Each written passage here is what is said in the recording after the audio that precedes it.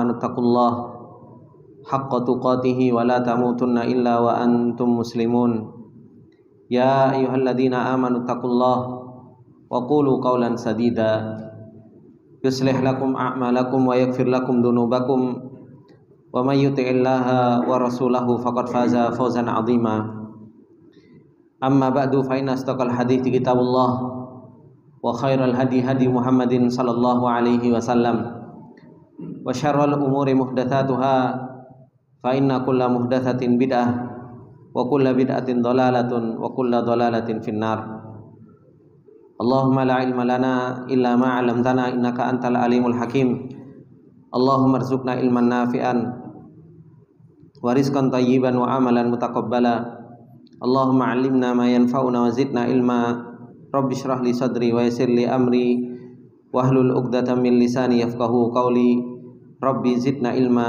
وارزقنا فهما. Ikhwani wa akhwati fillah rahimani wa rahimakumullah jami'an. Alhamdulillah, puji dan syukur kembali kita panjatkan kepada Allah Subhanahu wa taala atas segala nikmat yang Allah Subhanahu wa taala tak henti-hentinya dan terus-menerus memberikan nikmat demi nikmat kepada kita semua. Dan di malam yang berbarokah ini kembali kita diberi taufik oleh Allah Subhanahu wa taala untuk kita bisa duduk di majelis ilmu, untuk kita bisa mempelajari agama yang Allah Subhanahu wa taala turunkan kepada kita semua. Dan ini adalah merupakan kebaikan yang Allah Subhanahu wa taala berikan kepada seorang hamba, sebagaimana yang Allah Subhanahu wa taala firmankan, man yuridillahu ayyahdiyahu yashrah sadrahu lil Islam. Orang-orang yang Allah Subhanahu wa taala inginkan hidayah, yang Allah Subhanahu wa taala ingin bimbing, maka Allah Subhanahu wa taala akan mudahkan seorang tersebut, dilapangkan dadanya untuk mempelajari agama yang Allah Subhanahu wa taala turunkan. Wa man yurid an yudillahu yaj'al sadrahu dayyiqan harajan ka'annama yas'adu fis sama'. Sedangkan orang-orang yang Allah Subhanahu wa taala inginkan kesesatan baginya, Allah Subhanahu wa taala akan jadikan orang tersebut tidak suka, sempit dadanya untuk mempelajari agama yang Allah Subhanahu wa taala turunkan. Ikhwani wa akhwati fillah rahimani wa rahimakumullah jami'an. Masih berbicara tentang hakikat al-ubudiyah kepada Allah Subhanahu wa taala, yang Allah Subhanahu wa taala menciptakan kita semua untuk kita bisa beribadah kepada Allah Subhanahu wa taala. Sebagaimana yang Allah Subhanahu wa taala firmankan, wa ma khalaqtul jinna wal insa illa liya'budun. Dan tidaklah aku ciptakan jin dan manusia kecuali agar mereka beribadah kepadaku, kata Allah Subhanahu wa taala. Hakikat ubudiyah yang Allah Subhanahu wa taala perintahkan, di mana seseorang harus bisa al-khudu' wa tadallul kepada Allah Subhanahu wa taala. Seseorang harus bisa merendahkan diri. Seseorang harus bisa beribadah kepada Allah Subhanahu wa taala dengan merendahkan diri kepada Allah Subhanahu wa taala. Itu adalah merupakan hakikatul ubudiyah, hakikat dari beribadah kepada Allah Subhanahu wa taala. Dan betapa banyak seseorang tidak bisa mengagungkan Allah Subhanahu wa taala di dalam hatinya. Seseorang tidak bisa merendahkan diri di hadapan Allah Subhanahu wa taala, sebagaimana yang Allah Subhanahu wa taala firmankan, wa ma qadarullaha haqqa qadrih wal ardu jami'an qabdatuhu yaumal qiyamah was samawati matwiyatun biyaminih subhanahu wa ta'ala amma yusyrikun. Ketika Allah Subhanahu wa ta'ala mengatakan mereka tidak bisa membesarkan Allah Subhanahu wa ta'ala dengan sebesar-besar pengagungan, mereka tidak bisa mengagungkan Allah Subhanahu wa ta'ala dengan sebenar-benar pengagungan, padahal Allah Subhanahu wa ta'ala telah menjelaskan bagaimana Allah Subhanahu wa ta'ala sebagai Rabbul Alamin, yang dimana langit ada di genggaman Allah Subhanahu wa ta'ala dan akan dilipat oleh Allah Subhanahu wa ta'ala. Oleh karena itu, ikhwani wa akhwati fillah rahimani wa rahimakumullah jami'an, pentingnya seorang hamba terus memperhatikan dan terus punya pengenalan kepada Allah Subhanahu wa ta'ala, agar seorang hamba itu betul-betul punya pengagungan yang besar kepada Allah Subhanahu wa ta'ala di dalam hatinya. Seseorang bisa mencintai Allah Subhanahu wa ta'ala bisa mengagungkan Allah Subhanahu wa taala, bisa bertawakal kepada Allah Subhanahu wa taala dengan sebenar-benar tawakal dan pengharapan kepada Allah Subhanahu wa taala. Di kesempatan yang lalu kita telah membacakan apa yang disebutkan oleh Ibnu Qayyim rahimahullahu taala di dalam kitabnya Al-Fawaid, ketika beliau menjelaskan tentang bagaimana kalau seorang hamba itu mau ta'ammul terhadap yang namanya Al-Quran.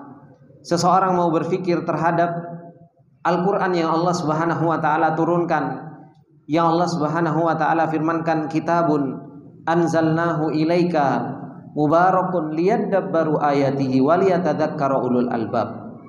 Yang Allah Subhanahu wa ta'ala katakan Al-Quran yaitu kitab yang diturunkan oleh Allah Subhanahu wa ta'ala, yang Allah Subhanahu wa ta'ala berikan keberkahan di dalam Al-Quran tersebut, liyadabbaru ayatihi, untuk ditadaburi ayat-ayatnya, untuk direnungi ayat-ayat yang Allah Subhanahu wa ta'ala turunkan tersebut. Yang Ibnu Qayyim rahimahullahu ta'ala telah menyampaikan kepada kita semua, kalau seseorang mau ta'ammul, mau memikirkan, mau mentadaburi Al-Quran yang Allah Subhanahu wa ta'ala turunkan, bagaimana hadafnya, tujuan dari Allah Subhanahu wa ta'ala menurunkan Al-Quran tersebut, agar seseorang itu sampai bisa mengagungkan Allah Subhanahu wa ta'ala, agar seseorang itu bisa cinta kepada Allah Subhanahu wa ta'ala dan mengesahkan Allah Subhanahu wa ta'ala di dalam beribadah. Ini yang disampaikan oleh Ibnu Qayyim rahimahullahu ta'ala. Kalau seseorang mau ta'ammul, mau tadabbur terhadap Al-Quran yang Allah Subhanahu wa ta'ala turunkan, orang itu akan sampai bisa mengagungkan Allah Subhanahu wa ta'ala, membesarkan Allah Subhanahu wa ta'ala, dan beribadah kepada Allah Subhanahu wa ta'ala semata. Bagaimana Allah Subhanahu wa ta'ala secara terang benerang menyampaikan kepada kita tentang Allah Subhanahu wa ta'ala di dalam Al-Quran. Ibnu Qayyim rahimahullahu ta'ala melengkapi dari apa yang pertemuan yang lalu telah kita bacakan. Beliau menyampaikan tentang tajalliyatullahi ta'ala fil Quran, bagaimana Allah Subhanahu wa ta'ala menyampaikan kepada kita secara terang benerang, dan Allah Subhanahu wa ta'ala menampakkan kepada kita bagaimana Allah Subhanahu wa ta'ala di dalam Al-Quran. Karena memang Al-Quran ini sebagaimana yang disebutkan oleh beliau Ibnu Qayyim rahimahullahu ta'ala, kata beliau, Al-Qur'anu kalamullah. Quran itu adalah merupakan firman Allah Subhanahu wa ta'ala. Al-Quran adalah firman Allah Subhanahu wa ta'ala, yang melalui firman Allah Subhanahu wa ta'ala Allah memperkenalkan dirinya kepada kita. Melalui Al-Quran Allah Subhanahu wa ta'ala memperkenalkan dirinya kepada kita semua. Allah Subhanahu wa ta'ala sebagaimana disebutkan oleh beliau Ibnu Qayyim rahimahullahu ta'ala, wa qad tajallallahu fihi li ibadihi bi sifatihi. Allah Subhanahu wa ta'ala sungguh telah menampakkan di dalam Al-Quran tersebut kepada hamba-hambanya dengan sifat-sifat Allah Subhanahu wa ta'ala. Allah Subhanahu wa ta'ala memperkenalkan dirinya kepada kita dengan sifat-sifatnya, dengan nama-nama Allah Subhanahu wa ta'ala, dengan perbuatan Allah Subhanahu wa ta'ala, dan begitu banyak di dalam Al-Quran. Terus Allah Subhanahu wa ta'ala memberikan kabar tentang dirinya kepada kita. Allah Subhanahu wa ta'ala bagaimana sifatnya. Allah Subhanahu wa ta'ala Ar-Rahmanu 'alal arsy istawa. Sifatnya Allah Subhanahu wa ta'ala menciptakan. Sifatnya Allah Subhanahu wa ta'ala mengatur alam semesta ini. Sifatnya Allah Subhanahu wa ta'ala menghidupkan dan mematikan. Begitu banyak Allah Subhanahu wa ta'ala menampakkan kepada kita. Allah Subhanahu wa ta'ala secara terang benerang terus mengabarkan tentang sifat-sifat Allah Subhanahu wa ta'ala. Kata beliau Ibnu Qayyim rahimahullahu ta'ala, fataratan yatajalla fi jilbabil haibati wal azamati wal jalal. Terkadang Allah Subhanahu wa ta'ala, ikhwani wa akhwati fillah rahimani wa rahimakumullahu jami'an, menampakkan kepada kita di dalam Al-Quran bagaimana kemuliaan Allah Subhanahu wa ta'ala, bagaimana keagungan Allah Subhanahu wa ta'ala, sehingga apa? Fatakhda'ul a'naq, sehingga leher-leher kita itu menjadi tunduk kepada Allah Subhanahu wa ta'ala. Wa tankasirun nufus, sehingga jiwa-jiwa kita menjadi merendah di hadapan Allah Subhanahu wa ta'ala. wa takhsha'ul aswat, sehingga suara-suara kita menjadi lirih di hadapan Allah Subhanahu wa taala. Wa yadhubul kibru kama yadhubul milhu fil ma', dan hingga akhirnya kesombongan kita menjadi larut sebagaimana apa? Sebagaimana garam larut di dalam air. Kalau kita lihat bagaimana Allah Subhanahu wa taala menampakkan kepada kita tentang keagungan Allah Subhanahu wa taala. Allah Subhanahu wa taala memberitakan kepada kita tentang keagungan Allah sebagaimana yang Allah Subhanahu wa taala katakan, wal ardu jami'an qabdatuhu yaumal qiyamah was samawati matwiyatun biyamini. Ini tentang keagungan Allah. Dan dikabarkan oleh Allah Subhanahu wa taala kepada kita bahwasanya apa? Bumi itu ada di genggaman Allah Subhanahu wa taala. Langit saja dilipat sama Allah Subhanahu wa taala. Langit yang 7, bumi yang 7, semua ini makhluk Allah Subhanahu wa taala, dan itu Allah Subhanahu wa taala kabarkan kepada kita. Bagaimana ilmunya Allah Subhanahu wa taala yang Allah Subhanahu wa taala kabarkan kepada kita. Wa indahu mafatihul ghaibi la ya'lamuha illahu wa ya'lamu ma fil barri wal bahr wa ma tasqutu min waraqatin illa ya'lamuha wa la habbatin fi dhulumatil ardi wa la ratbin wa la yabisin illa fi kitabim mubin. Bagaimana ilmunya Allah Subhanahu wa taala yang Allah Subhanahu wa taala kabarkan kepada kita. Bahkan apa? Dedaunan jatuh saja itu ada di dalam ilmunya Allah Subhanahu wa taala. Bagaimana Allah Subhanahu wa taala mengabarkan kepada kita bahwasanya Allah Subhanahu wa taala Maha memberi rizki kepada kita. Tidak ada makhluk di alam semesta ini kecuali rizkinya ditanggung sama Allah Subhanahu wa taala. Kemuliaan-kemuliaan, keagungan-keagungan yang Allah Subhanahu wa taala kabarkan kepada kita. Bagaimana Allah Subhanahu wa taala berbuat, bagaimana sifatnya Allah Subhanahu wa taala, dan bagaimana namanya Allah Subhanahu wa taala. Ketika Allah Subhanahu wa taala menerangkan kepada kita tentang jabarutnya Allah, tentang maliknya Allah Subhanahu wa taala, tentang kepemilikan Allah Subhanahu wa taala, harusnya apa? Menjadikan jiwa kita merendah di hadapan Allah Subhanahu wa taala. Menjadikan suara kita lirih di hadapan Allah Subhanahu wa taala. Menjadikan kesombongan jiwa kita menjadi apa? Menjadi larut. Apa yang harus kita sombongkan di hadapan Allah Subhanahu wa taala dengan keagungan Allah Subhanahu wa taala yang begitu luar biasa ini. Ini yang Allah Subhanahu wa taala kabarkan kepada kita. Terkadang Allah Subhanahu wa taala ngabarkan tentang keagungan Allah. Dan itu banyak di dalam Al-Qur'an. Banyak di dalam Al-Qur'an. Kalau kita mau mentadaburi apa yang Allah Subhanahu wa taala turunkan kepada kita, pasti jiwa kita menjadi jiwa yang mutmainnah. Jiwa kita menjadi jiwa yang khudu', menjadi jiwa yang tenang, menjadi jiwa yang bisa merendah. Dan terkadang watarotan, kata beliau Ibnu Qayyim rahimahullahu taala, yatajalla fi sifatil jamali wal kamal. Terkadang Allah Subhanahu wa taala menampakkan kepada kita di dalam Al-Qur'an, diterangkan oleh Allah Subhanahu wa taala tentang sifat-sifatnya yang indah, tentang sifat-sifat Allah Subhanahu wa taala yang sempurna, dijelaskan oleh Allah Subhanahu wa taala. Wa huwa kamalul asma. Bagaimana nama-nama Allah Subhanahu wa taala begitu sempurna. Walillahil asmaul husna fad'uhu biha. Huwallahu alladzi la ilaha illa huwa. Huwallahu alladzi la ilaha illa huwal malikul quddusus salamul mu'minul muhaiminul azizul jabbarul mutakabbir. Begitu banyak Allah Subhanahu wa taala memperkenalkan kepada kita tentang nama-namanya yang begitu indah. Allahu la ilaha illa huwal hayyul qayyum, yang kita baca setiap paginya, setiap sorenya, tentang nama Allah Subhanahu wa taala Al-Hayyu dan Al-Qayyum, yang kita baca qul huwallahu ahad, Allahus samad, lam yalid walam yulad walam yakul lahu kufuwan ahad. Tentang Allah Subhanahu wa taala, bagaimana Allah menampakkan kepada kita di dalam Al-Qur'an tentang apa? Keindahan nama Allah. Tentang apa? Sempurnanya nama Allah Subhanahu wa taala dan sifat Allah Subhanahu wa taala.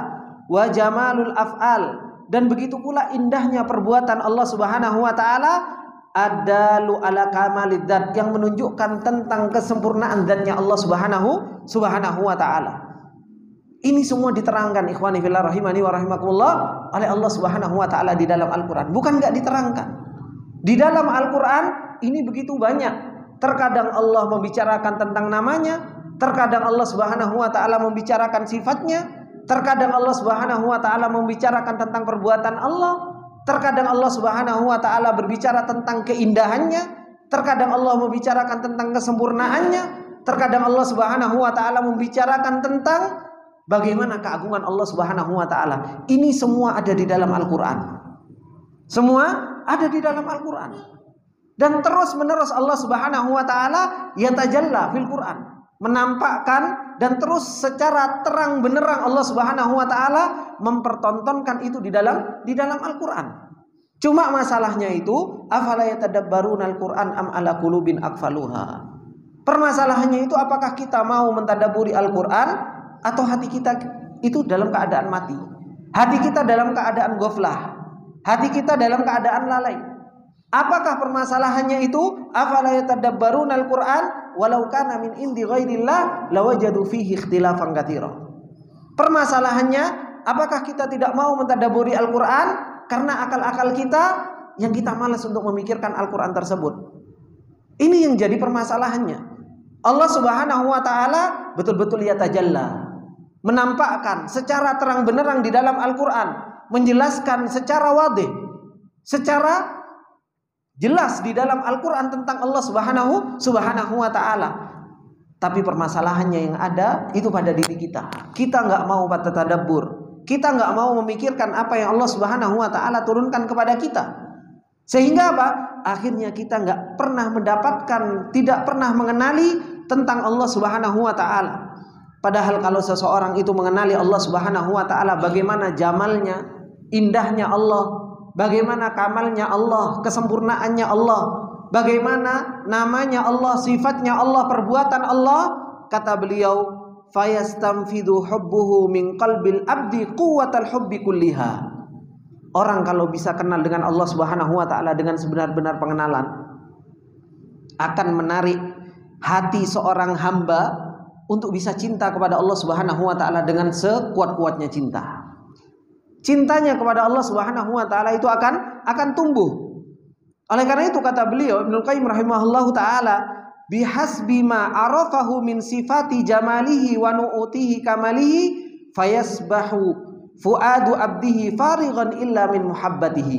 Seberapa besar, kata Ibnu Qayyim rahimahullahu taala, seberapa banyak, seberapa besar makrifat seseorang kepada sifat sempurnanya Allah, seberapa besar makrifat seseorang, pengenalan seorang hamba dengan sifat indahnya Allah Subhanahu wa taala, maka hatinya seorang hamba tersebut akan menjadi cinta kepada Allah Subhanahu wa taala itu sesuai dengan kadar makrifatnya. Kalau makrifatnya kepada Allah Subhanahu wa taala besar, Pak, cintanya kepada Allah Subhanahu wa taala pasti besar. Dan ini kita bisa rasakan di kehidupan kita sehari-hari. Semakin kita kenal dengan makhluk, semakin kita cinta terhadap makhluk tersebut. Semakin kita cinta sama makhluk tersebut. Tidak usah jauh-jauh, kehidupan kita dengan keluarga kita itu sudah menggambarkan bagaimana sebenarnya kerja hati kita. Semakin besar kita kenal dengan kebaikan istri kita, semakin besar seorang wanita kenal dengan kebaikan suaminya, seberapa besar itulah cinta terhadap istri dan suaminya. Ini kepada makhluk. Dia kenal dengan sifatnya, dia kenal dengan namanya, dia kenal dengan perbuatannya. Semakin besar hati seseorang itu akan semakin cinta. Ya kan? Tabak kalau yang dikenal keburukannya, seseorang semakin apa? Menjauh. Kan seperti itu. Saya kenal sama si fulan. Oh, si fulan orangnya sifatnya jelek, culas, dia gampang nipu, dia khianat, dia ini dan lain sebagainya. Apakah bisa cinta? Gak bisa. Kenapa? Karena dia tahu tentang keburukan-keburukannya. Tapi kalau seseorang kenal dengan makhluk, dia kenal namanya memang baik, Masya Allah, sifatnya terpuji, perbuatannya juga Masya Allah, tumbuh rasa cinta kepada makhluk tersebut. Ini pada makhluk yang sehari-hari kita rasakan, yang sehari-hari kita praktekkan dalam kehidupan kita. Nah, Allah Subhanahu wa taala memperkenalkan namanya, sifatnya, perbuatannya, dan Allah Subhanahu wa taala tunjukkan itu di dalam kehidupan kita sehari-hari. Dan terus Allah Subhanahu wa taala yatajalla fil Qur'an, mempertontonkan, dan terus Allah Subhanahu wa taala menampakkan secara terang benderang di dalam Al-Qur'an bagaimana indahnya nama Allah, bagaimana sempurnanya sifat Allah, bagaimana keadilan dan hikmah serta karunia dari perbuatan Allah Subhanahu wa taala tersebut. Oleh karena itu Ibnu Qayyim rahimahullah taala ketika beliau mengatakan seberapa besar makrifat seorang hamba kenal dengan keindahan sifatnya Allah Subhanahu wa taala dan kesempurnaan sifatnya Allah Subhanahu wa taala, sebegitu besar hati seorang hamba itu akan mempunyai kekuatan cinta kepada Allah Subhanahu wa taala. Tapi kalau kepada Allah Subhanahu wa taala enggak kenal, namanya enggak kenal, perbuatannya enggak kenal, sifat Allah Subhanahu wa taala enggak kenal, gimana mau cinta kepada Allah Subhanahu wa taala? Kemudian beliau mengatakan فإذا أراد منه الغير أن يعلق تلك المحبة به أبى قلبه وأخشاه ذلك كل الإباء. Pada hakikatnya seorang hamba, hati seorang hamba itu diciptakan oleh Allah Subhanahu wa taala itu fitrahnya untuk cinta kepada Allah Subhanahu wa taala. Pada hakikatnya hati seorang hamba itu diciptakan sama Allah Subhanahu wa taala, fitrahnya itu diciptakan untuk bisa cinta, untuk punya makrifat kepada Allah Subhanahu wa taala. Oleh karena itu Rasulullah sallallahu alaihi wasallam ketika mengatakan kullu mauludin yuladu 'alal fitrah fa abawahu yuhawidanihi aw yunassiranihi aw yumajjisanihi. Seorang hamba itu diciptakan sama Allah Subhanahu wa taala itu dalam keadaan fitrah, kenal sama Rabbnya, bisa cinta sama Allah Subhanahu wa taala. Tapi apa? Orang tuanya yang mengenalkan tentang makhluk, sehingga apa? Akhirnya apa? Berpaling dari Allah Subhanahu wa taala. Kalau seseorang pengen mengganti hatinya untuk cinta kepada selain Allah Subhanahu wa taala, sebenarnya fitrah seseorang itu akan menolak. Kenapa? Karena memang hatinya seseorang itu diciptakan sama Allah Subhanahu wa taala secara fitrah itu untuk bisa cinta kepada Allah. Oleh karena itu, kalau dikenalkan dengan sifat baiknya Allah, dikenalkan dengan namanya Allah, dikenalkan dengan perbuatan Allah, hati seseorang itu sebenarnya cepat untuk klek. Oh iya ya, benar ya. Oh iya ya, benar. Dan seseorang itu akan merasakan apa? Nyaman hatinya.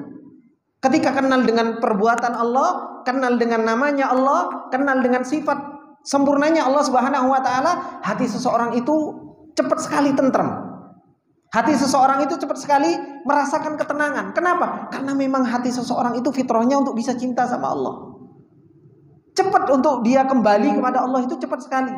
Kenapa? Memang diciptakan sama Allah itu untuk fitrah. Tapi apa? Di sekeliling kita terus berusaha untuk apa? Menarik rasa cinta kepada Allah Subhanahu wa taala, dipalingkan kepada makhluk. Padahal hati pengen ketemu dengan rasa cinta yang kuat kepada Allah Subhanahu wa taala.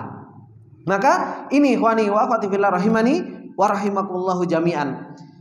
Maka beliau mengatakan fatabqa al-muhabbatu lahu tab'an la takallufan. Oleh karena itu hati seseorang itu sebenarnya bisa cinta kepada Allah itu secara tabiat. Enggak perlu dipaksakan.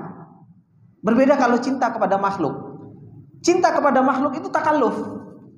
Harus ada usaha. Antum cinta kepada keluarga, cinta kepada teman, itu harus ada usaha. Harus ada usaha. Antum harus ini. Kalau cinta kepada Allah secara fitrah, orang itu secara tabiatnya udah itu cinta kepada Allah Subhanahu wa taala artinya. Mudah untuk klik untuk cinta kepada Allah itu mudah.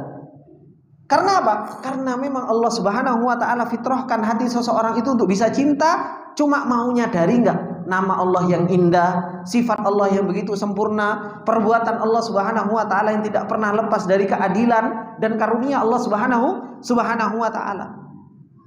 Maka beliau mengatakan, Ibnu Qayyim rahimahullahu taala, bagaimana Allah Subhanahu wa taala menambahkan di dalam Al-Qur'an yang subhanallah Al-Qur'an Allah Subhanahu wa taala turunkan kepada kita sebagai huda, sebagai petunjuk. Allah Subhanahu wa taala turunkan Al-Qur'an sebagai ruh untuk hati kita. Allah Subhanahu wa taala turunkan Al-Qur'an sebagai nur, sebagai cahaya di dalam kehidupan kita. Di situ Allah Subhanahu wa taala tajalla, menampakkan secara terang benderang, menjelaskan kepada kita tentang Allah Subhanahu wa taala supaya kita ketemu dengan Zat yang Maha Esa ini. Supaya kita bisa senang kumpul dengan Allah Subhanahu wa taala dan kehidupan kita terus bersama Allah Subhanahu wa taala. Kemudian beliau mengatakan dan mulai mentafsil.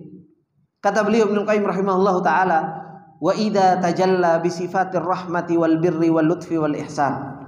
Terkadang Allah Subhanahu wa taala itu nampak di dalam Al-Qur'an dan nerangkan kepada kita tentang apa? Maha rahmatnya Allah. menampakkan kepada kita maha baiknya Allah. Terkadang Allah Subhanahu wa taala menampakkan kepada kita maha latifnya Allah Subhanahu wa taala. Terkadang Allah Subhanahu wa taala menampakkan kepada kita ihsannya Allah Subhanahu wa taala dalam Al-Qur'an. Pak, ini teori, Pak. Iya kan? Kalau antum pengen tahu dan yakin, buktikan dalam kehidupan. Allah Subhanahu wa taala menampakkan di dalam Al-Qur'an Allah Maha Rahman, Allah Maha Latif, Allah Maha Ihsan. Ini kan teori, ilmu yakin kita. Oh iya, ternyata Allah itu menampakkan rahmatnya, menampakkan maha baiknya, menampakkan maha latifnya kepada kita. Ini kita bisa dapatkan di mana? Dalam kehidupan kita. Bagaimana Allah menampakkan rahmatnya kepada kita? Bagaimana Allah menampakkan maha baiknya kepada kita? Bagaimana Allah menampakkan maha latifnya kepada kita? Dalam kehidupan kita begitu banyak. Dalam kehidupan kita begitu banyak. Kalau cuma kita tahu Allah Maha Rahman, Allah Maha Baik, Allah Maha Latif, kemudian kita nggak buktikan dalam kehidupan kita, bagaimana hati kita bisa kuat untuk cinta sama Allah? Makanya Nabi Yusuf alaihi salam setelah ujian yang begitu banyak, ya kan, dibuang, kemudian dipenjara, ya kan, kemudian dijadikan budak, diperjualbelikan. Nabi Yusuf alaihi salam membuktikan itu semua, bahwasanya itu maha baiknya Allah dan maha latifnya Allah Subhanahu wa taala. Di akhir-akhir cerita Nabi Yusuf mengatakan apa? Qad ahsana bi, Allah maha baik sama saya. Ini yang dikatakan Nabi Yusuf alaihi salam, dibuktikan sama Nabi Yusuf alaihi salam dalam kehidupannya bagaimana maha baiknya Allah. Sampai Nabi Yusuf bisa mengatakan qad ahsana bi id akhrajani minas sijni wa jaa bikum minal badwi min ba'di an nazagha syaitanu baini wa baina ikhwati. Kata Nabi Yusuf alaihissalam, Allah maha baik kepadaku. Ketika apa? Ketika Allah mengeluarkanku dari penjara dan mendatangkan kalian wahai saudara-saudaraku dari Badu, dari tempat yang begitu jauh. Sehingga kita ketemu, apa kata Nabi Yusuf? Inna Rabbi latifun lima yasha. Allah itu maha latif terhadap siapa yang Allah Subhanahu wa taala kehendaki. Dibuktikan sama Nabi Yusuf bagaimana maha latifnya Allah Subhanahu wa taala. Dibuktikan sama Nabi Yusuf bagaimana maha baiknya Allah Subhanahu wa taala kepada kita. Dan itu Allah Subhanahu wa taala tampakkan di dalam Al-Qur'an banyak. Oleh karena itu, kalau kita baca ayat Al-Qur'an, kok Allah menyebutkan namanya Allah Maha Latif, ya kan? Allah Maha Baik. Innahu huwal barrur rahim. Ditutup sama Allah di dalam Al-Qur'an, innahu huwal barrur rahim. Coba cek ayat yang sebelumnya tentang apa? Pasti itu sebuah kejadian. Bagaimana Allah Subhanahu wa taala memasukkan orang-orang ke dalam surga, bagaimana orang-orang tersebut dahulunya berdoa kepada Allah Subhanahu wa taala, yang Allah Subhanahu wa taala katakan inna kunna min qablu nad'u innahu huwal barrur rahim, kata Allah. Dahulu kami itu minta sama Allah supaya kami dimasukkan ke dalam surganya Allah Subhanahu wa taala. Ternyata apa? Dijabah sama Allah Subhanahu wa taala. Dipuji Allah Subhanahu wa taala, innahu huwal barrur rahim. Allah maha baik dan Allah maha pengasih. Makanya enggak ada nama Allah Subhanahu wa taala dan sifat Allah Subhanahu wa taala disebutkan di dalam Al-Qur'an kecuali sebelumnya diceritakan tentang perbuatan Allah, bagaimana ada kisahnya, ada kehidupan. Karena untuk membuktikan Allah itu Rahman, untuk membuktikan Allah itu maha baik, untuk membuktikan Allah itu punya nama Al-Latif, itu ada di dalam kehidupan kita, ikhwan.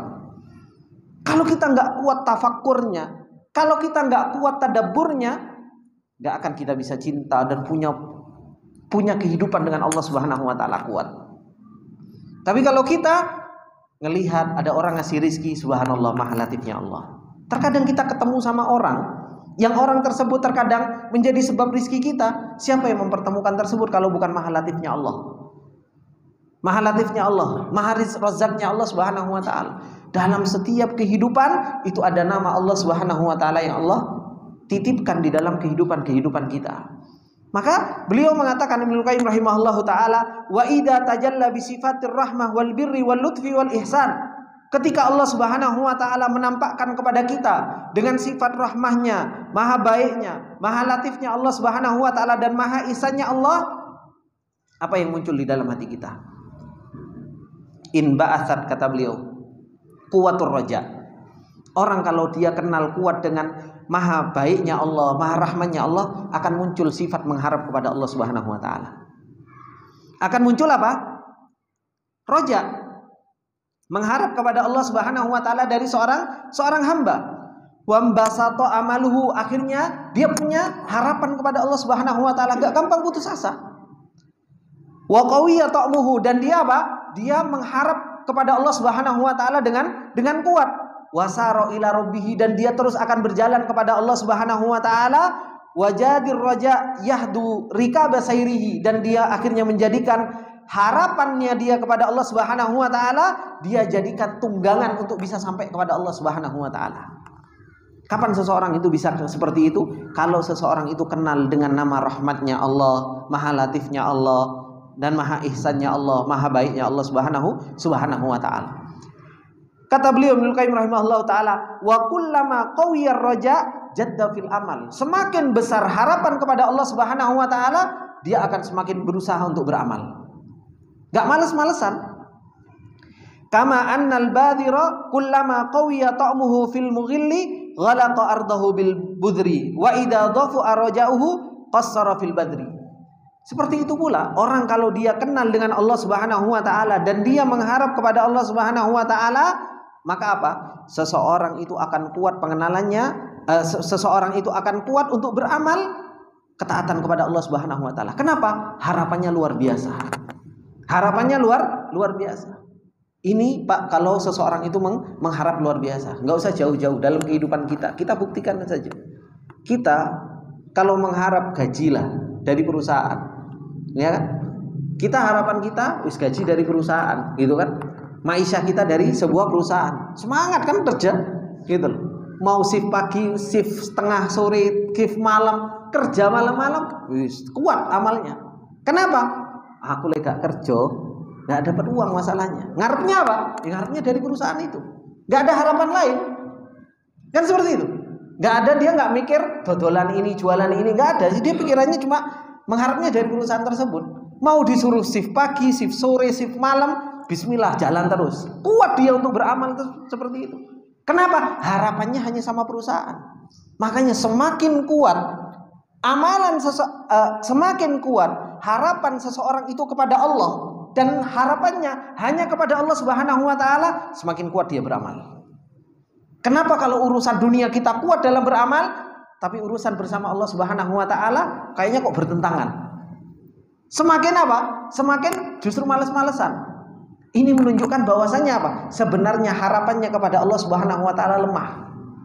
Kalau seseorang itu mengharap tapi kok amalnya lemah, harapannya kepada Allah Subhanahu wa taala lemah. Dan semakin lemah harapannya kepada Allah, itu disebabkan lemahnya pengenalannya kepada Allah Subhanahu wa taala.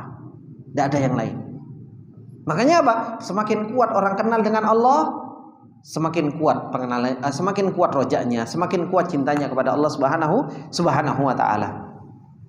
Kemudian kata beliau Ibnu Qayyim rahimahullah taala, fa idza tajalla, maka apabila Allah Subhanahu wa taala juga menampakkan di dalam Al-Qur'an, banyak sekali Allah menampakkan juga di dalam Al-Qur'an tentang apa?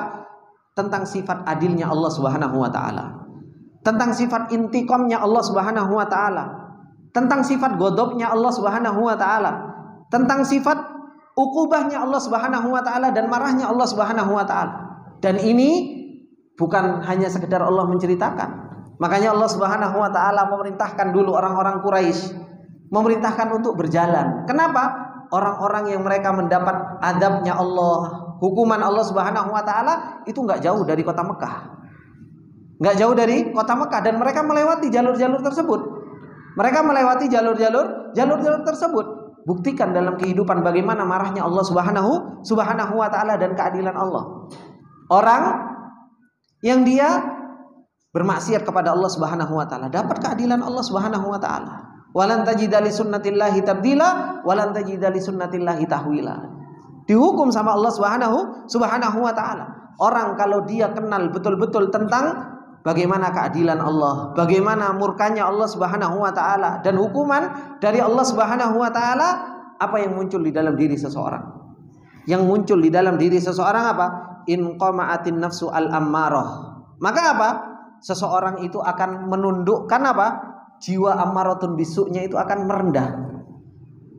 Orang kalau tahu tentang bagaimana kalau Allah Subhanahu wa taala berbuat kepada orang-orang yang bermaksiat, ya kan? Jiwa seseorang itu akan tunduk, Pak, akan patuh, Pak. Gitu. Jiwa seseorang itu akan tunduk dan patuh. Wa batalat au dha'ufat quwaha minasyahwah, dan akhirnya syahwatnya itu akan melemah. Yang awalnya syahwatnya itu meledak-ledak, jadi apa? Syahwatnya menjadi rendah. Makanya oleh karena itu Aisyah radhiyallahu taala anha, ketika beliau menjelaskan tentang kurikulumnya Allah kepada para sahabat, apa kata Aisyah radhiyallahu taala anha? Dulu Allah Subhanahu wa taala menurunkan ayat-ayat makkiyah itu tentang apa? Tentang Allah, tentang iman, tentang hari kiamat, tentang hari akhirat.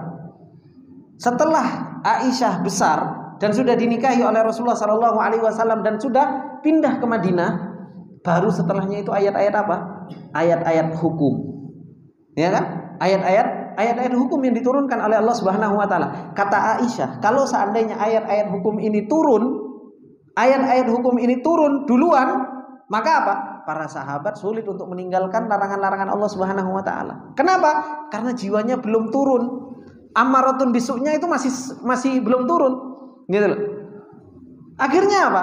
Akhirnya ketika Allah Subhanahu wa taala sudah kuatkan hati para sahabat, kenal punya makrifat kuat dengan Allah, dilarang khamr. Apa yang terjadi? Dibuang khamr di tengah jalan sama para sahabat. Dibuang khamr. Padahal apa? Khamr itu minuman mereka. Senang mereka dengan yang namanya khamr. Tapi ketika hatinya sudah kuat, pengenalannya kepada Allah kuat, tahu tentang hakikat takut kepada Allah Subhanahu wa taala, dilarang ini, dilarang ini, dilarang ini, dilarang ini, ditinggalkan sama para sahabat. Ditinggalkan oleh para sahabat. Ini sebabnya karena apa? Karena kuat pengenalannya tentang sifat adilnya Allah, tentang marahnya Allah, tentang apa? Akibat dari Allah Subhanahu wa taala, hukuman dari Allah Subhanahu wa taala, sehingga ammaratun bisuknya itu bisa apa? Inqamaat. Sehingga jiwa yang pengen bermaksiat itu menjadi apa? Menjadi tunduk. Sehingga syahwat yang pengen dilakukan yang meledak-ledak itu akhirnya apa? Bisa ditahan oleh para sahabat. Itu semua berawal dari apa? Makrifat yang kuat kepada Allah Subhanahu wa taala. Sekarang ikhwani wa akhwati fillah rahimani wa rahimakumullah jami'an. Apakah orang enggak tahu kalau zina itu dosa? Termasuk kabair. Orang itu pada tahu, ya kan? Apakah orang enggak tahu kalau semuanya merampok, mencuri itu sebuah perbuatan dosa? Perbuatan dosa, tahu mereka. Tapi apa? Tapi ya tetap dilanggar. Kenapa? Karena ininya lemah kepada Allah Subhanahu wa taala. Ya orang punya kekuatan besar, punya makrifat besar. Ini al-kabair, ya kan? Dosa-dosa besar. Ini dosa-dosa kepada Allah Subhanahu wa taala. Meskipun dia tahu secara maklumat, tapi ininya lemah, takutnya kepada Allah, ya tetap aja dia akan melakukannya. Karena apa? Gak punya rasa takut kepada Allah Subhanahu wa taala. Justru maaf, terkadang malah orang awam, Pak. Ya kan? Orang awam justru kadang lebih takut daripada orang yang sudah ngaji. Kan seperti itu. Sering saya dapatkan orang awam kalau sudah dikatakan dosa lo itu kadang apa? Dosa, takut gitu. Justru malah kadang orang yang ngaji saya dapatkan dikatakan dosa, tenang, Allah Maha Pengampun. Kan seperti itu. Kenapa? Yang dikenal tentang rahmatnya Allah saja, yang dikenal Maha Magfirahnya Allah. Tapi apa? Godobnya Allah, marahnya Allah, suhutnya Allah, adilnya Allah, itu jarang dikenal. Akhirnya apa? Dia berbuat maksiat kayaknya yang paling aman. Justru ini adalah orang yang paling bahaya.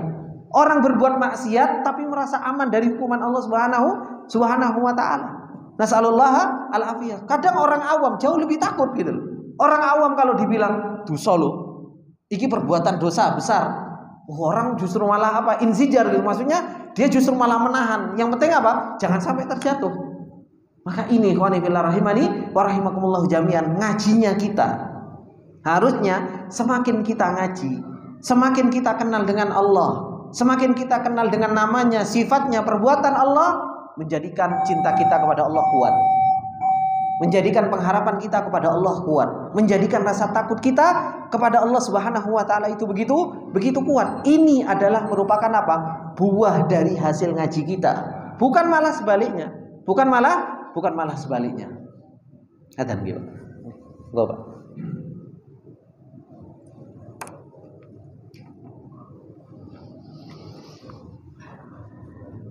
Okay.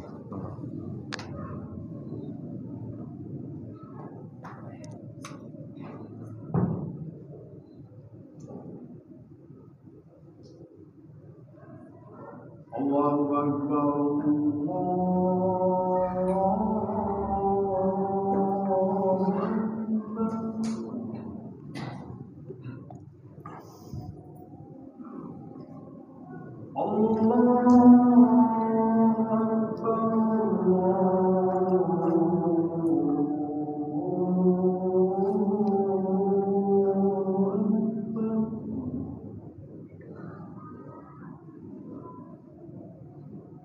أشهد أن لا إله إلا الله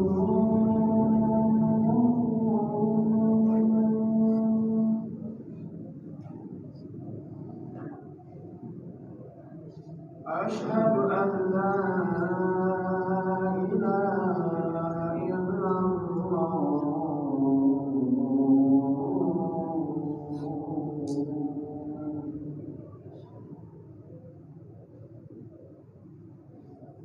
أشهد أن محمدا رسول الله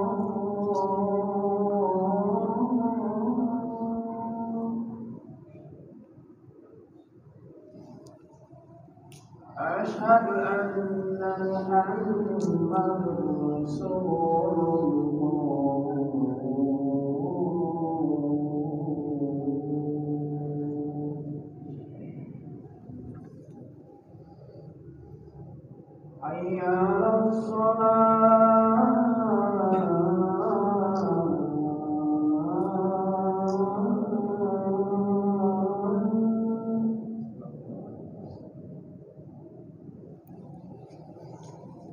حي على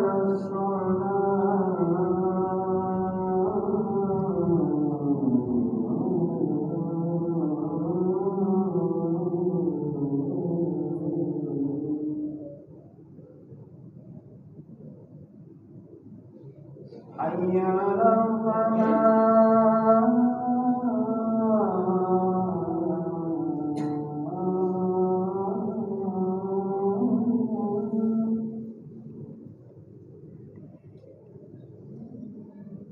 حي على حي على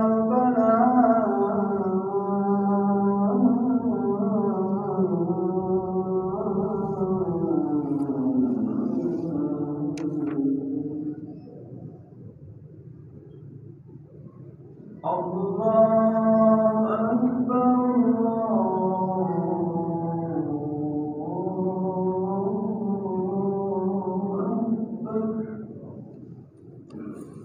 لا إله إلا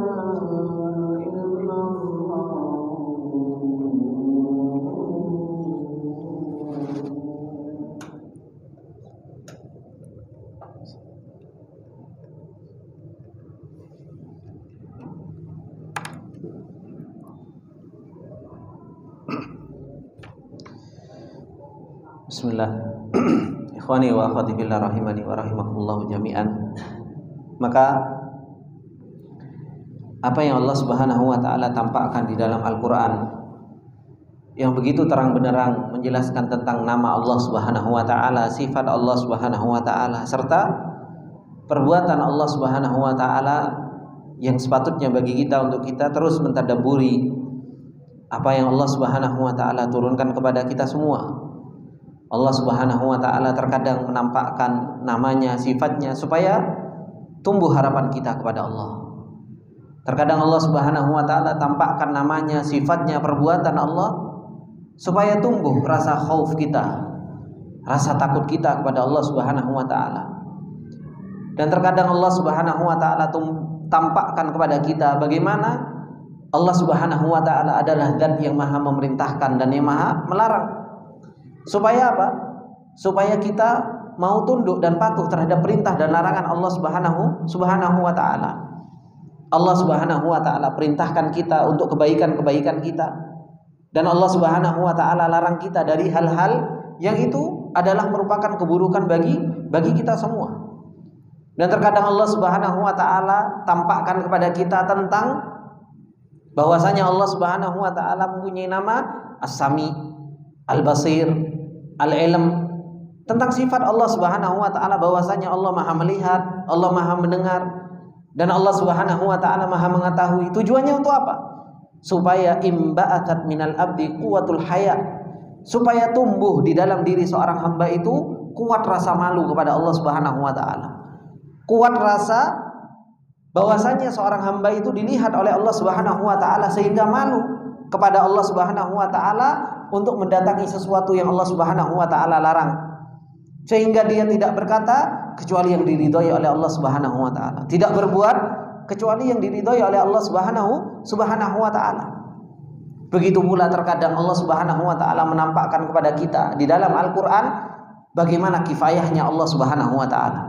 Bagaimana Allah Subhanahu wa taala mencukupkan pada seorang hamba sehingga kita bisa tawakal kepada Allah Subhanahu wa taala dengan tawakal yang benar. Makanya Allah Subhanahu wa taala mengatakan wa may yatawakkal 'alallahi fahuwa hasbuh. Orang yang bertawakal kepada Allah Subhanahu wa taala, Allah Subhanahu wa taala akan cukupkan. Begitu banyak di dalam Al-Qur'an bagaimana Allah Subhanahu wa taala menampakkan itu semua, sehingga harusnya kita punya amalan-amalan hati kepada Allah Subhanahu wa taala. Tumbuh rasa cinta, tumbuh rasa pengharapan, tumbuh rasa takut, tumbuh tawakal yang benar, tumbuh bagaimana kita bisa tunduk dan patuh kepada Allah Subhanahu wa taala. Dan ini yang harus betul-betul kita praktekkan dalam kehidupan kita sehari-hari. Oleh karena itu Ibnu Qayyim rahimahullah taala di ujung dari pembahasan beliau ini, kata beliau wajima'u dzalika, intisari dari semua itu. Intisari dari semua itu, kata beliau annahu subhanahu wa ta'ala yata'arrafu ilal abdi bisifatin ilahiyyati taratan. Allah Subhanahu wa taala itu, kata beliau, terkadang memperkenalkan dirinya kepada seorang hamba itu dengan sifat ilahiyah. Wa bisifatin rububiyyati taratan, terkadang Allah Subhanahu wa taala memperkenalkan dirinya kepada kita dengan sifat rububiyahnya. Terkadang Allah mengenalkan dirinya kepada kita dengan sifat ilahiyah. Allah adalah zat yang berhak untuk diibadahi, berhak untuk dicintai, berhak untuk ditawakali, berhak untuk diharapkan. Itu Allah Subhanahu wa taala. Dan terkadang Allah Subhanahu wa taala memperkenalkan dirinya kepada kita dengan sifat rububiyah. Allah yang menciptakan, Allah yang menghidupkan, Allah yang mematikan, Allah yang mengatur, Allah yang memberi rizki. Terkadang Allah mengenalkan dirinya kepada kita, Allah yang paling berhak untuk diibadahi. Dan terkadang Allah mengenalkan dirinya kepada kita bahwasanya Allah berbuat.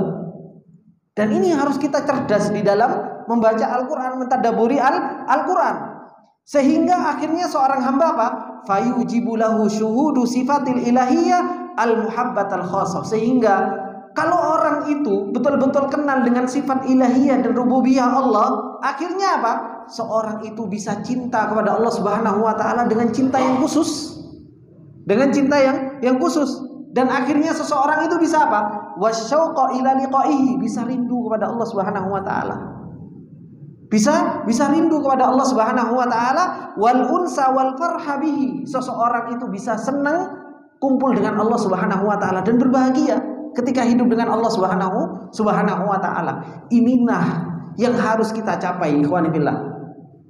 Bagaimana dalam kehidupan kita bisa rindu kepada Allah Subhanahu wa taala. Dan itu yang diminta oleh Rasulullah sallallahu alaihi wasallam. Allahumma inna nas'aluka asyauqa ila liqa'ikal karim. Ya Allah, aku minta kepadamu supaya bisa rindu kepada Allah. Rasulullah sallallahu alaihi wasallam saja minta untuk bisa rindu kepada Allah Subhanahu wa taala. Terus kita enggak pengen rindu kepada Allah Subhanahu wa taala? Enggak rindu untuk bertemu dengan Allah Subhanahu wa taala? Kalau kita enggak bisa rindu kepada Allah, kenapa? Karena kita nggak kenal dengan rahmannya Allah, dengan maha baiknya Allah. Karena kita nggak kenal, akhirnya kita nggak bisa rindu. Seorang nggak bisa senang tinggal sama Allah Subhanahu wa taala, bahagia hidup dengan Allah Subhanahu wa taala karena tidak pernah kenal dengan kebaikan-kebaikan Allah Subhanahu wa taala. Makanya apa? Kata beliau, orang kalau dia betul-betul kenal dengan sifat rububiyah dan ilahiyahnya Allah Subhanahu wa taala, tumbuh rasa cinta, tumbuh rasa rindu, tumbuh rasa senang untuk tinggal bersama Allah Subhanahu wa taala, wasurura bi khidmatihi, dan bahagia dengan dia beribadah kepada Allah Subhanahu wa taala. wal munafasata fi qurbihi, dan apa? Akhirnya seseorang itu berlomba-lomba untuk dekat dengan Allah Subhanahu wa taala.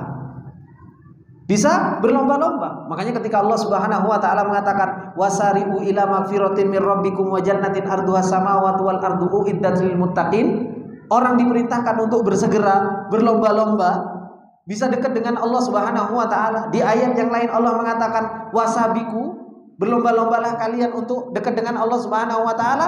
Itu enggak mungkin bisa dilakukan kecuali siapa? Kecuali orang-orang yang punya makrifat kuat kepada Allah Subhanahu wa taala, baru bisa berlomba-lomba.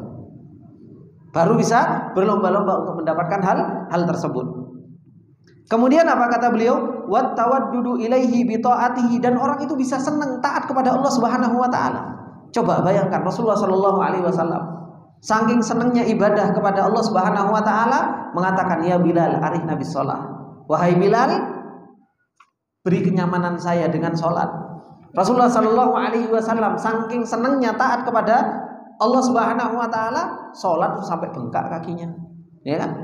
Abi Dzar bagaimana ketika beribadah kepada Allah Subhanahu wa taala? Sampai Salman Al-Farisi, ya kan? Salman Al-Farisi belum waktunya sholat, gitu kan? Belum waktunya sholat. Abu Darda ketika sholat, Salman Al-Farisi sampai nginep, gitu kan? Saking cintanya kepada Allah Subhanahu wa taala, istrinya sampai ngomong apa?Ilo, saudaramu. Ngomong kepada Salman Al-Farisi, karena Salman Al-Farisi dipersaudarakan oleh Rasulullah sallallahu alaihi wasallam dengan Abi Darda. Istrinya Abi Darda ngomong kepada Salman, ya kan? Itu loh, saudaramu sudah gak ada rohbah, gak ada keinginan sama sekali terhadap yang namanya dunia. Sampai istrinya apa? Jarang disentuh. Dia malamnya digunakan untuk apa? Digunakan untuk sholat terus. Sampai hingga akhirnya Salman tidur di rumahnya. Masih awal lail, Abu Darda sudah mau berdiri, sudah ambil wudu, sudah berdiri. Diturunkan lagi sama Salman, belum waktunya, tidur aja dulu. Kan? Tengah malam bangun lagi, Allah belum waktunya, tidur aja dulu. Akhirnya apa? Sepertiga malam terakhir, baru setelah itu Salman mengatakan, ya sudah, memang waktunya sholat. Kenapa kok bisa sekuat itu para sahabat untuk beribadah kepada Allah Subhanahu wa taala? Pak, itu enggak mimpi, bukan khoyal.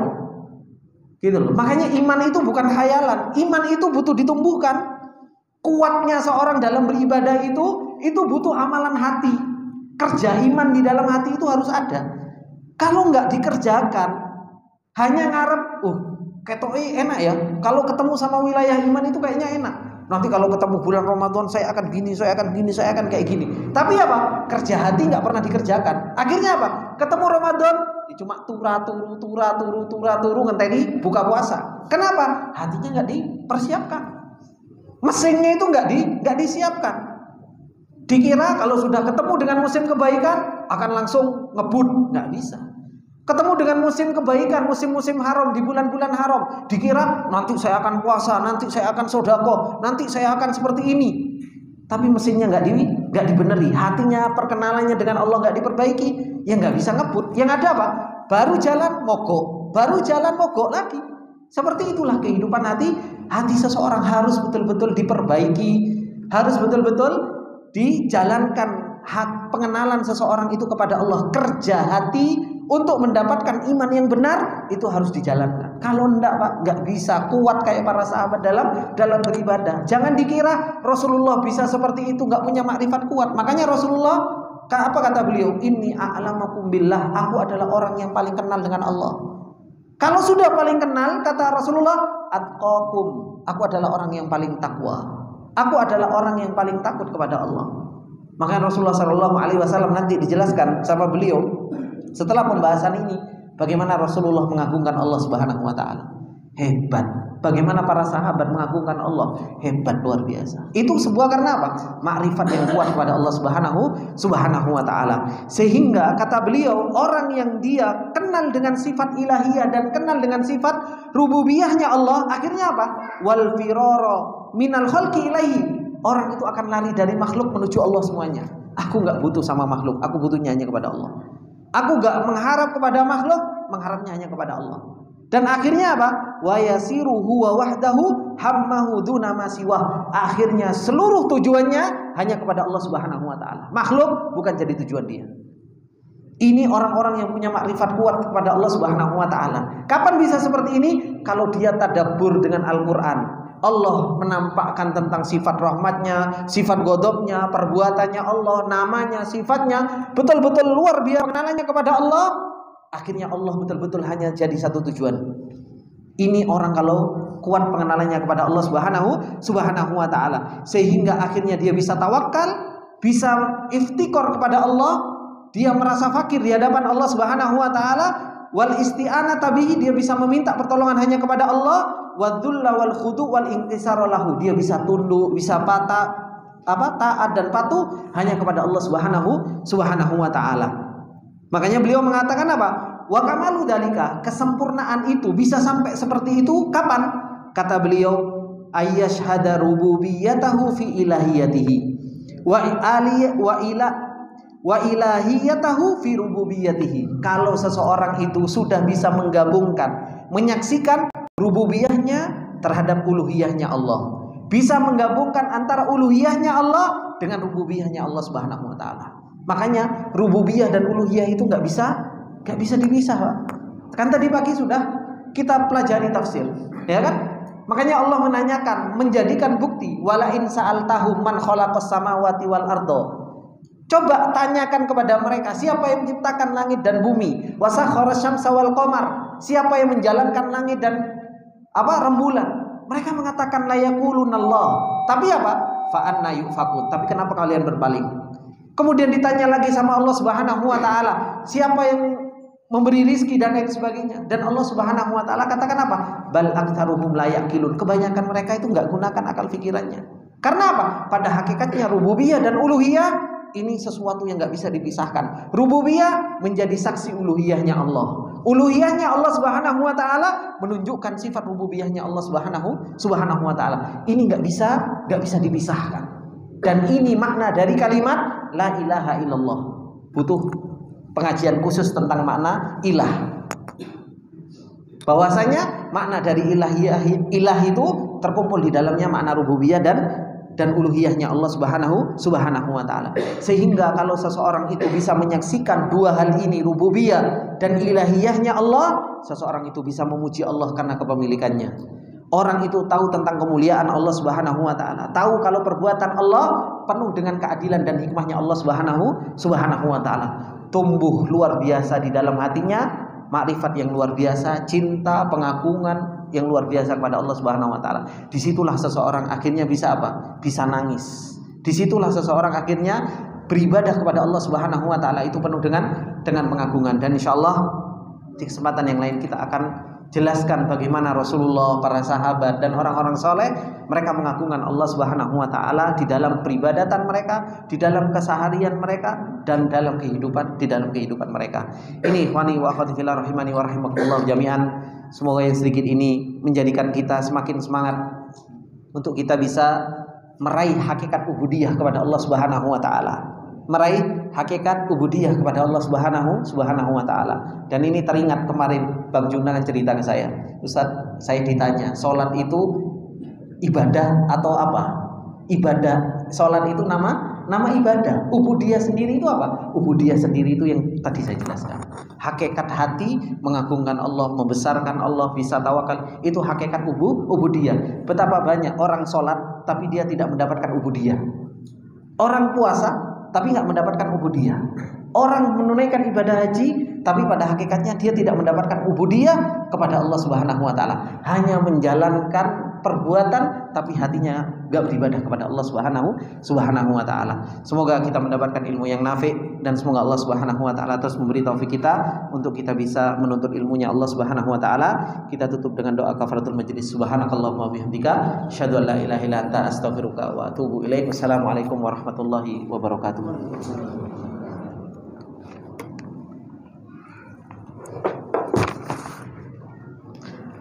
Allahu Akbar, Allahu Akbar. La ilaha illallah.